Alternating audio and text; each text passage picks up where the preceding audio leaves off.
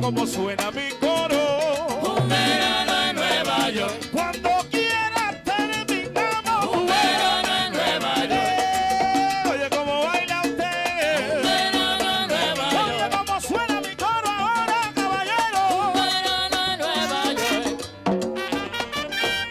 Seguro.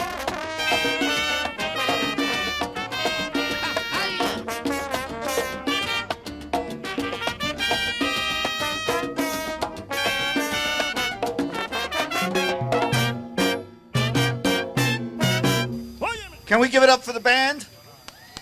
Please.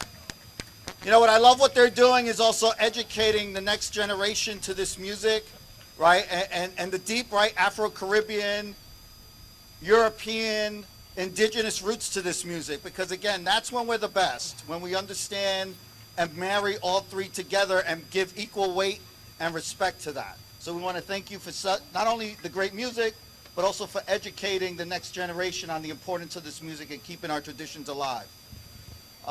My name is Peter Rosario. I'm the president and CEO of La Casa Don Pedro.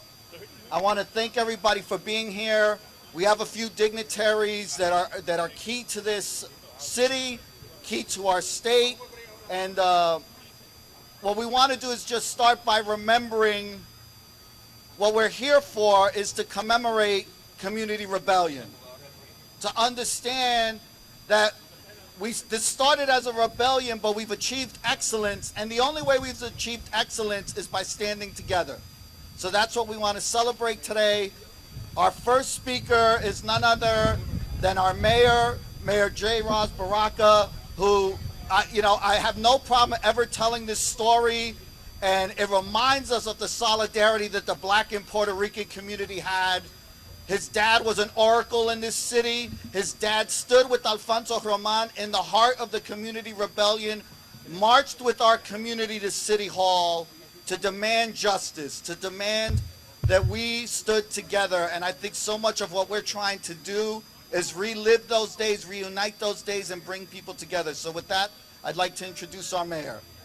And more importantly, his beautiful children.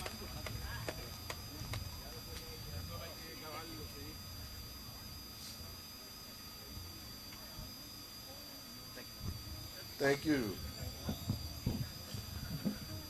So I want to thank La Casa first, for organizing this and continuously doing the work in the community that's necessary throughout the entire city, by the way. I know we were just talking about trying to take care of communities that were food insecure, trying to make sure we deliver food to neighborhoods and people that needed it the most. And they're at the forefront of that as well as many organizations. I want to acknowledge the councilman here, Councilman Ramos, Councilman Quintana. 1, 2.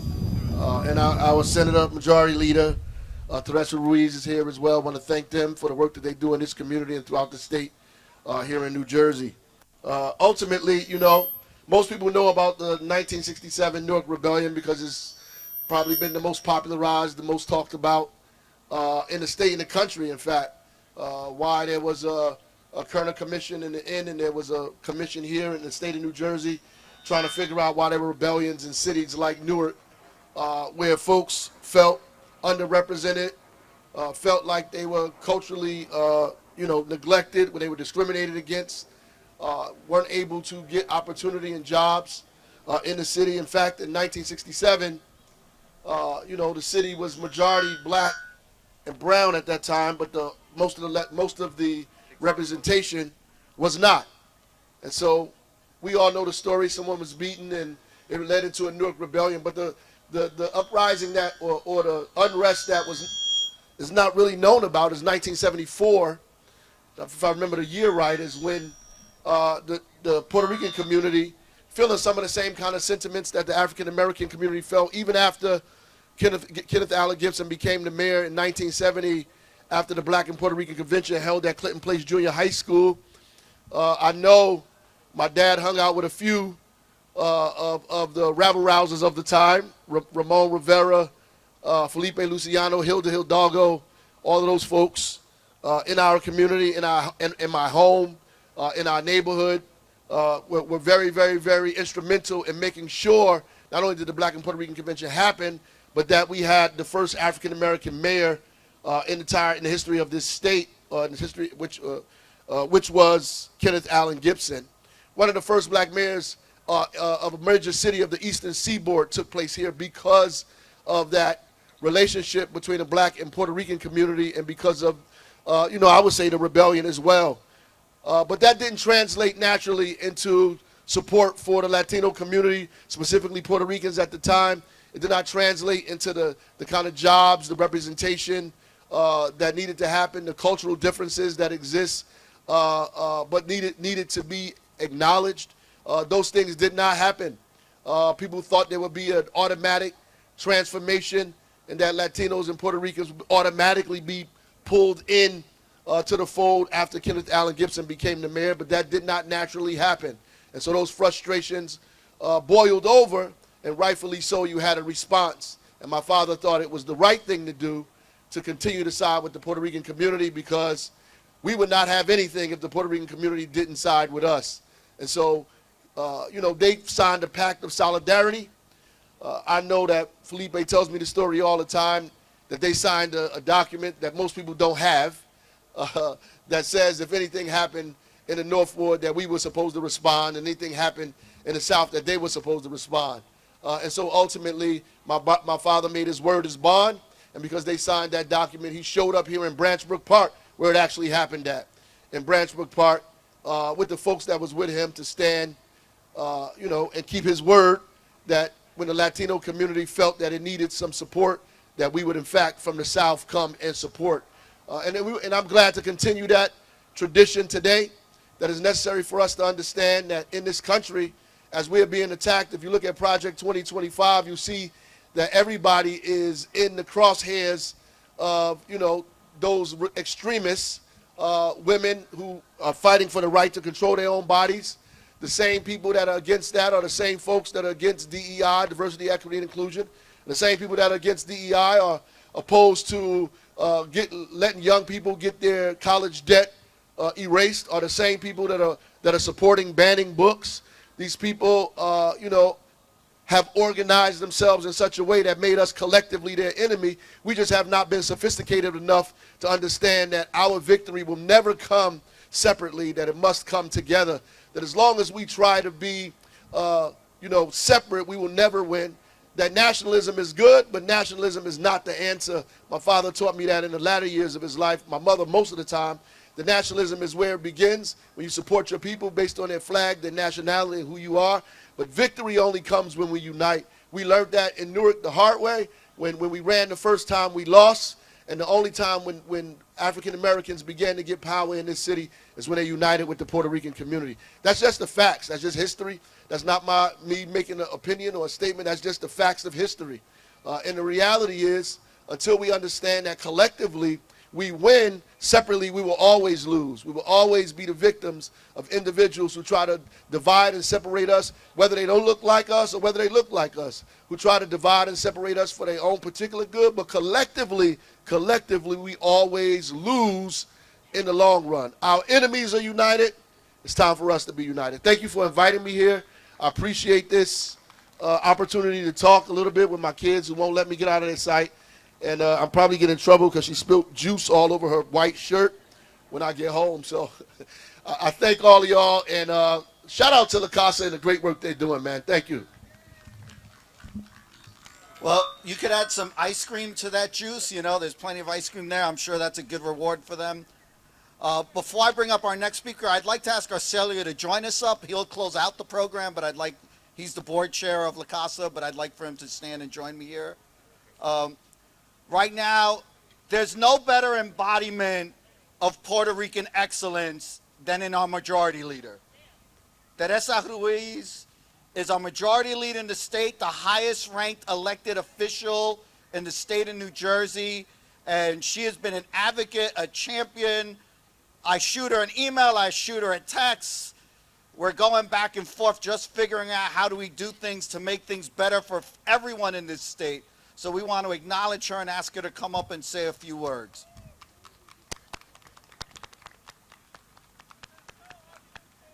Let's hear it for La Casa en Focus, great social service providers. Come on, y'all. You're in the park. They're putting this on for you. There's great music.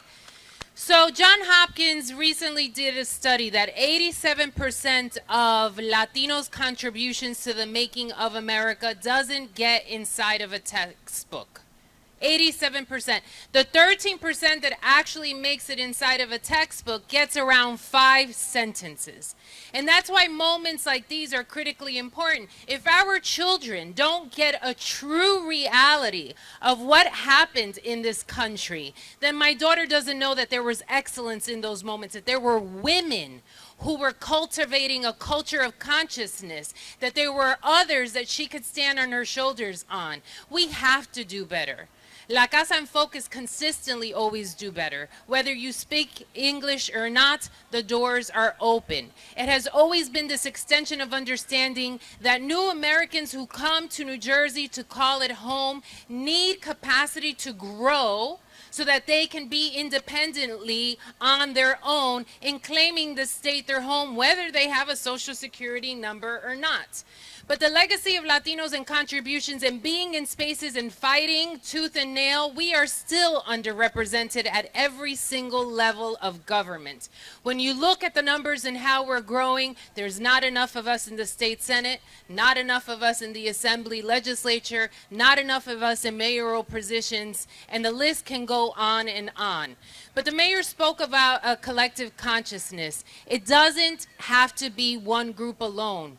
Allies in spaces who are willing to learn, allies in spaces who are willing to lean in, allies in spaces who understand that a marginalized community is a marginalized community and that would really galvanize behind that. Collectively, we can do great things and show the true story of America.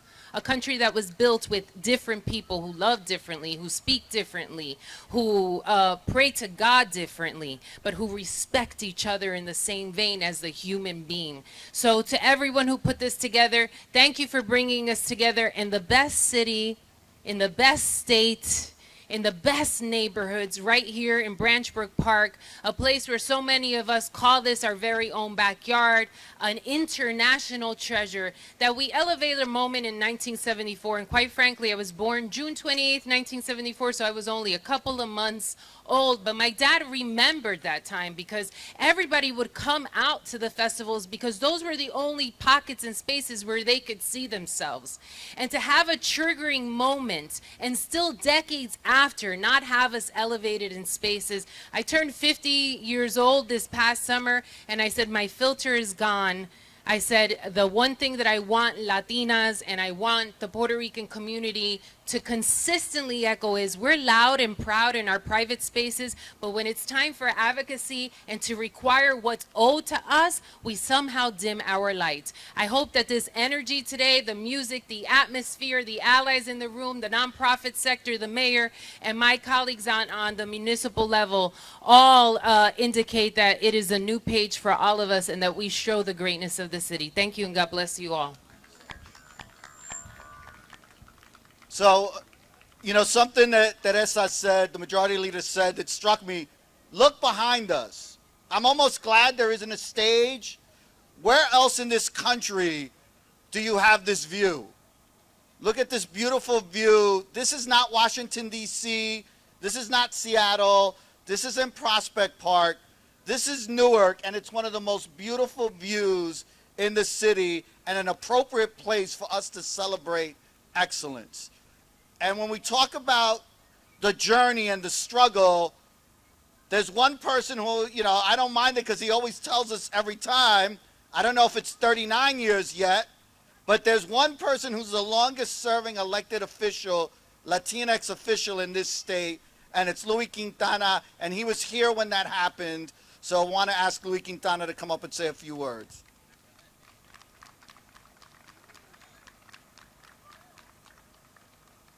Thank you, Pete.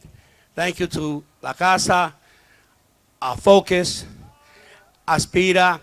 But the original permit that day for this event was El Viejo Rosario, who was the founder of Focus, decided that he would do, and there was right there where Maritza, you're standing, there was a big pole full of grease, and it was called Palo Encebado.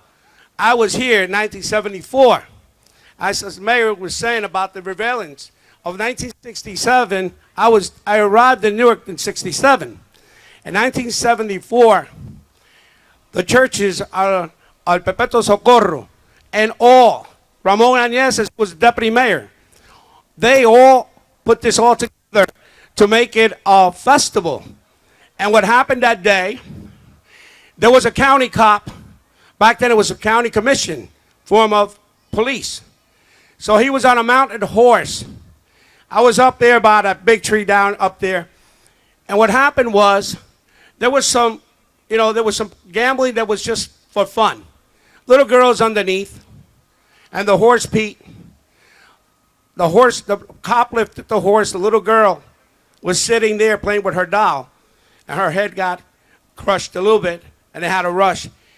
All of a sudden, the police started coming through here, at speed. Then, this community did not want to accept that you're going to come here and disturb a party instead of having some way to deal with a community. But they used the force. This community, and the band was talking about the Black Panthers, and there was the Young Lords. There was two Puerto Rican gangs in Newark, the Blue Max, the Professionals, because I remember them. And I'll never forget that the Puerto Ricans went to City Hall that evening, and they put the Puerto Rican flags and took the American flags down because they wanted to demonstrate that the Puerto Rican community had a place here. Then they were organizing to protest what had occurred here. Because what happened was, there was families here with blankets. There were families having a picnic. And all of a sudden, it just became a mess because of not using the right procedure to stop something. First of all, you should never have a horse in this park with little children. And it was all fun. The band was here. And Palo Encebado was here, all greased up. And it was just a party. And again, we can't forget. And we should not forget. But you know, I urge the county and I will urge the senator, if we could have a symbol of a pole in name of 1974.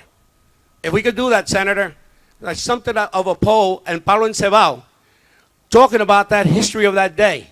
I was here. And I remember that day as a little kid, I ran up the hills of right up here on Park Avenue to get back to Broadway and Grafton. My mother went a different route. Everybody went different routes. It was a mess that day. And I never forget what the women did. They were the strong, and they have always been the strong pillar of our community. They went to organize, telling the men, what do we got to do? Because they want to do some things that I'm not going to mention here because it's not appropriate. But another time we'll talk about that one. But it was a disturbance to us. It was a dissatisfaction to our community. The way we were treated. And then Mayor Gibson was, as Mayor Baraka said, he was the mayor. And he tried to bring everybody together. But again, the police force was a different group of people. It was not Latinos and African-American police officers. But at that time, it was mostly a Caucasian police department. And they ran everything from the chief all the way down. It was hard. And again, we cannot let the mistakes of the past continue. As the mayor said, and I echo what he says, that we need to be together. But we need to be together and work together. De mano a mano, hand to hand. And trust we have to have amongst ourselves. And again, mire, everybody say some words in Spanish, right? Mire, el 74, Marisa y Pete, esto aquí era una fiesta puertorriqueña. Foco estableció una fiesta aquí con el doctor Rosario. Y en aquel día, esto fue un disturbio aquí. A una niña jugando con su papá. fueron a romper una jugada de topo y el caballo se levantó y casi le pacharra la cabeza a la niña, se la destruye, ¿no? Y entonces vino la policía por aquí, hermandad, para tratar de ponernos orden a nosotros. Nuestra gente quemaron los carros de policía. I let you know, the Puerto Rican community burned the police car. Then another guy came over here by the name Tony Periel. He came in with a motorcycle, 100 miles an hour on a motorcycle. They took his bike, threw him off, and burned his bike. This is what happened that day. Eso es lo que pasó aquí.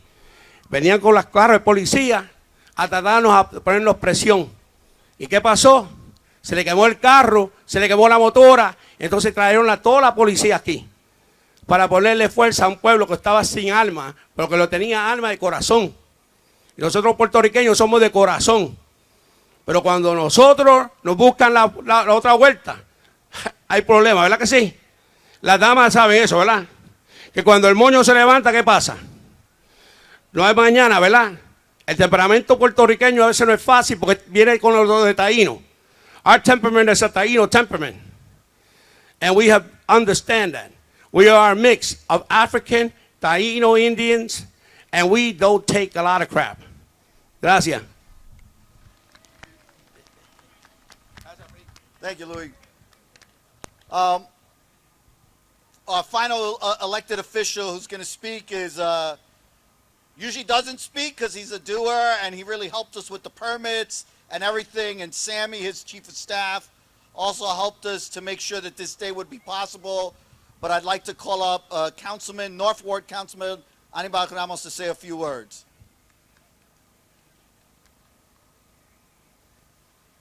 All right, let's give it up for our good friend Pete Rosario, everybody, La Casa Don Pedro. And we thank you for bringing El Festival de la Familia here to Branchburg Park. I know we celebrated for a number of years on Bloomfield Avenue, but this should feel like we're right at home, right? It's a space where today we heard a lot about this rebellion that happened in '74, and you know, a lot of times incidents like that are reminders of social inequities, right? Institutional racism, and the positive thing that emerges from those kind of incidents is that in the late 70s and 80s, we really see the emergence of the Latino CBOs in the city of Newark. Organizations like La Casa Don Pedro, Aspira, Focus, El Club del Barrio, back in the day. Those organizations' emergence to excellence happened at a period right after 74 into the 80s and 90s. And it's great to see that so many years later, the CEOs or the stakeholders who are involved in leading these organizations recognize the importance of working together. And I'm a child or a son of those organizations. You know, I was a student representative of the board of Aspira. I was the youngest chairman of the board many, many years ago. I know you called Louis the longest serving councilman, so I was the youngest member on the board. And then I started my career at Focus. And recognized back then the importance of these organizations really collaborating, working together, leading the way, not only for Hispanics and Latinos here in the city of Newark, but providing valuable services to those families and residents who sometimes have nowhere else to go, whether they're facing an eviction crisis, a food crisis, need access to quality daycare. We have the organizations in place that could make it happen and help improve the quality of life for so many people in the city. So I tip my hat off to you, Pete, to Arcelia, to the Board of Trustees at La Casa, and keep up the great work. Keep pulling together these great organizations because, as Raz mentioned, Mayor mentioned before, we're definitely stronger together. And when it comes to the nonprofit sector, you could not be more accurate because there is definitely strength in numbers, but there's strength in collective resources, collective planning, and more importantly, pulling together different programs that you have to offer for the city and the county. God bless you and keep up the great work. So you've heard Focus, you've heard Aspira, you've heard El Club, there's also Cura. One other agency, though it is not a Latinx-led agency, but it is the keeper of our history in so many ways, and in our archives. The Newark Public Library has been a partner in this fight from the beginning when we put this together. So what I want to do, as I ask my board chair to come up and close us out, I want, Maritza is the boss. She tells me she's not speaking, so I'm not going to put pressure on her, but focus was first. But I want all the agency partners and I want La Casa staff to come forward so that you see the faces that the elected officials are talking about. So I want my staff, all the staffs of the agencies to come forward. And while they're coming forward, I'd like to specifically thank our VP of Development and External Affairs, Ivan Salazar. This young man right here, Elgin Sintrong, that if you're a partner, I'm sure you've called and talked to him. Come on up. Don't be shy. We need all the staff to come up. Shayna, our executive assistant, and all the staff. With that, I'd like to introduce our board chair, someone else who was also here that day, Arcelio Ponte. Thank you, Pete. Thank you. Appreciate it. So many of you know La Casa was founded in 1972. Our mission since that time and what we continue to try to achieve every day is to empower families, is to ensure that our families could be self-sufficient, ensure that our families are healthy. So we continue to drive that mission on a daily basis. And that mission is built on our values at La Casa. The values of belonging, the value of justice, the solidarity, to excellence. Our values are what the La Casa staff brings to our community every day in service. And so please join me for another round of applause to the entire La Casa family here. And certainly the focus as well and the Newark Library. Thank you. Thank you, everyone. Just to continue, this day is certainly consistent with what we believe to be an important role of La Casa, and that is to bring community and families together. So this continues our 50-year commitment to the service of families. As Pete mentioned, I was here during that festival 50-some-odd years ago, and during that time, it was, for me, an experience that I could never forget. The councilman, the mayor, already talked about what happened that day, at the end of that day. But I would tell you that there was much going on that day at the start of the day. And at the start of the day, there were aspirations of families to come to this location in this park to celebrate our community, to celebrate our families. That day started with people from coming from all over the city of Newark. Myself, I grew up in the housing projects on the east side. We took the bus over, my family, my mom, my brothers and sisters, my friends and family, my neighbors. We came to celebrate our culture. We came to support our neighbors. We came to celebrate the spirit of our community. And on that day, which was similar to this day, I got to tell you, you couldn't have picked a more beautiful day to have this event. On that day, that morning, I remember it being just as beautiful. And on that day, we certainly saw children running, laughing, having a great time. We smelled the great foods from our traditional meals. We heard beautiful salsa music, and yes, there were lots and lots of dancing. That's how I remember that day. It was a day for us to come and celebrate our community, to celebrate our culture, to celebrate the spirit of Latinos, to celebrate our ancestry. And so, yes, we should continue to document and learn about the rebellion, but I ask you as well to remember the morning of that day, to remember the spirit of our community coming together to celebrate our culture, to celebrate our achievements, and to have the aspirations for a better tomorrow for our children. So I want to thank everyone for coming out today. I want to thank certainly Pete and the La Casa team, Focus, the library, all the folks who come together for this event. Certainly want to thank Mayor Baraka, Senator Ruiz, the council folks for sharing their thoughts here today. Really a spectacular day, so continue to enjoy. I'm going to pause there and turn this right back over to Pete. Pete. Thank you, Glad to see that there's ice cream being served and that they're getting their reward for all the elected officials. Again, thank you for being here.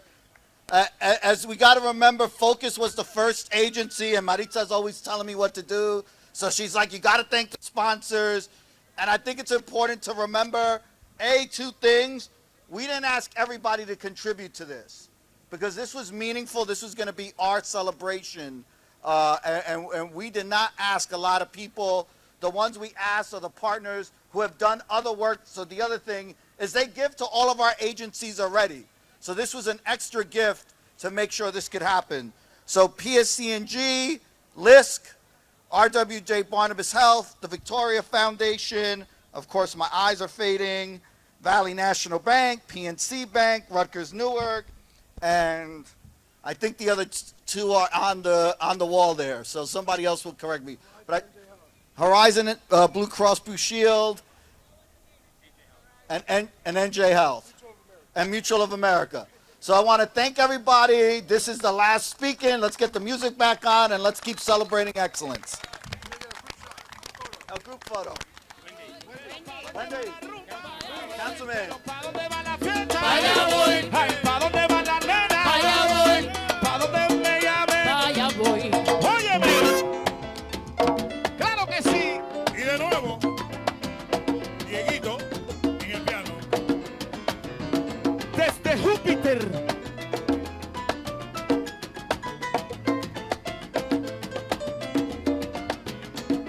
Bonito. Sophie Cordero with Valley National Bank, one of the sponsors of today's festivities, recognizing what happened at Parque de los Leones in 1974, 50 years of community organizing, 52 years that the Casa has been here helping the community. Valley Bank is proud to represent our community.